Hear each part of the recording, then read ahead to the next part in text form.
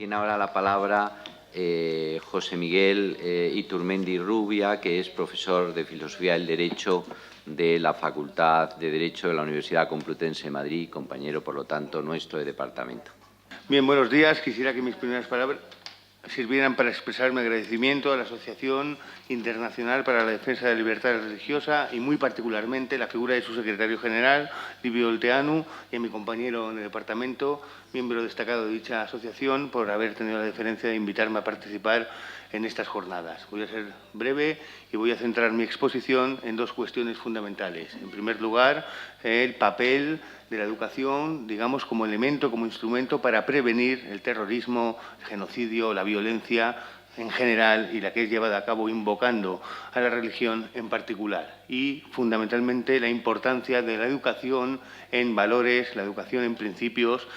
básicamente la educación en el principio de la dignidad humana, ¿no? El nuevo terrorismo, si es que se le puede seguir denominando así, es un terrorismo, digamos, que requiere una respuesta global, una respuesta organizada, digamos, a través de varios elementos. En primer lugar, medidas de carácter policial, intervenciones militares en aquellos países en los cuales los grupos terroristas estén asentados,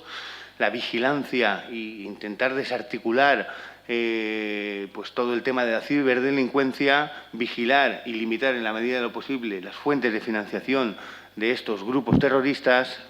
y, por último, ya como elemento preventivo, el papel fundamental de la educación. La educación, digamos, que tendría por objeto o se encontraría condicionada a lograr formar individuos libres, individuos que adquieran una determinada conciencia moral y que pudieran saber en qué consiste la dignidad de la persona y en qué consiste o en qué situaciones, en qué casos se produce una vulneración de la dignidad de la persona. La dignidad de la persona constituye, sin lugar a dudas, uno de los principios básicos y fundamentales del discurso de los derechos humanos, si no el más importante a partir de la segunda mitad del siglo XX. En cualquier caso, se trata de un principio jurídico y de un principio moral. Como principio jurídico, su historia es relativamente corta, hay muy corto recorrido. Nos tenemos que remontar fundamentalmente a la segunda mitad del siglo XX, a aquellos textos constitucionales y documentos internacionales para la promoción y la defensa de los derechos humanos, en los cuales, no por primera vez, pero sí de manera destacada, encontramos la integración del principio de la dignidad humana. Como principio jurídico, ya digo, se trata de una de las premisas culturales y antropológicas de los denominados Estados constitucionales de derecho. Los Estados constitucionales de derecho, ¿no?, que surgen en la Europa continental a partir de la Segunda Guerra Mundial, integran en su articulado, en la parte dogmática de la misma, un conjunto de principios, un conjunto de valores y un conjunto de derechos fundamentales, entre los que destaca y ocupa un lugar preeminente el principio de la dignidad humana. Se trata, les digo, de una absoluta novedad, no tanto por la integración de ese contenido axiológico, sino por el papel y la función que cumplen ese conjunto de normas a los cuales atribuimos el carácter genérico de principios en los sistemas constitucionales actuales, ¿no? La suerte, la fortuna del principio de la dignidad humana como principio jurídico se materializa, digamos, o se traduce fundamentalmente en la coincidencia en el tiempo de la integración de dicho principio con la aparición de un nuevo constitucionalismo caracterizado por atribuir un carácter normativo a ese contenido axiológico de las constituciones. Frente a las ideas, frente a la pretensión de que los valores, de que los principios o los derechos fundamentales constituían fundamentalmente directivas de carácter político o meras guías programáticas dirigidas a los poderes públicos, pero que no tenían un carácter normativo, el constitucionalismo contemporáneo se caracteriza, como digo, por incluir un conjunto de medidas de carácter normativo, de carácter institucional y de carácter fundamentalmente, y esto es muy importante, jurisdiccional, a través de los cuales se tiende a atribuir una mayor fuerza. Se convierte esas normas, digamos, esos principios de carácter moral en verdaderas normas jurídico-positivas inmediatamente aplicables e inmediatamente exigibles ante los diferentes tribunales de justicia, ¿no? Se trata, el constitucionalismo contemporáneo es entendido desde algunos círculos doctrinales como un constitucionalismo que llevó a cabo el reconocimiento de un conjunto de valores objetivos preexistentes. El objetivo del Estado, el objetivo primordial de los Estados constitucionales de derecho es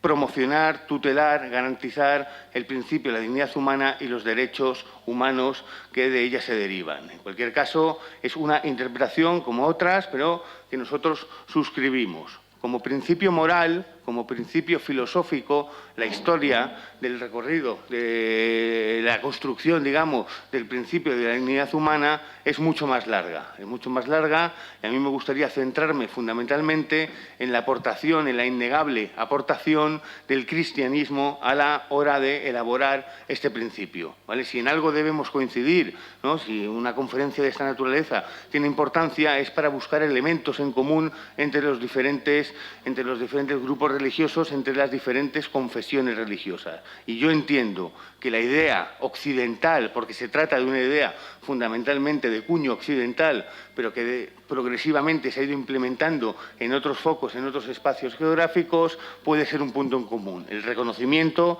del valor de cada persona, ya sea por el mero hecho de serlo, ya sea por ser partícipe o por poseer unas determinadas cualidades, unos determinados atributos que todos en algún momento podremos llegar a alcanzar. Y en esa idea, ese reconocimiento del valor de todas y cada una de las personas, por el mero hecho de serlo, con fundamentaciones diferentes, la importancia del cristianismo es innegable. Cierto es que a partir del siglo XV, del siglo XVI, dicha idea fue encontrando, digamos, un proceso, medió un proceso de secularización con el humanismo florentino, con la idea kantiana de dignidad humana, pero la idea básica, digamos, el gran giro, la gran revolución se produjo con la universalización del concepto de la dignidad humana por parte del cristianismo. Se universalizó la dignitas romana,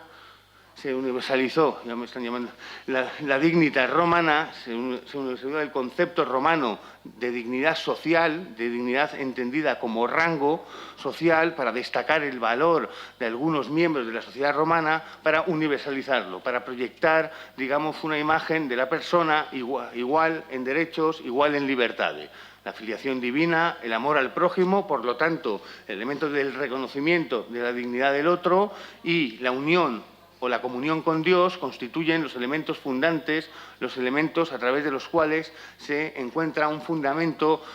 muy sólido, quizá el más sólido de todo, del principio de la dignidad humana. Entiendo, esto sería, digamos, una historia de carácter continuista. Existen diferentes versiones para explicar qué papel y qué función cumple la dignidad humana en nuestros sistemas jurídicos contemporáneos. La historia continuista sería aquella que acudiríamos al cristianismo, al humanismo florentino, a Kant y a diferentes corrientes de pensamiento. Una historia de discontinuidad sería, por ejemplo, la ofrecida en una publicación muy reciente del profesor Samuel Moyn, catedrático de la Universidad de Harvard, Derechos Humanos Cristianos, que entiende que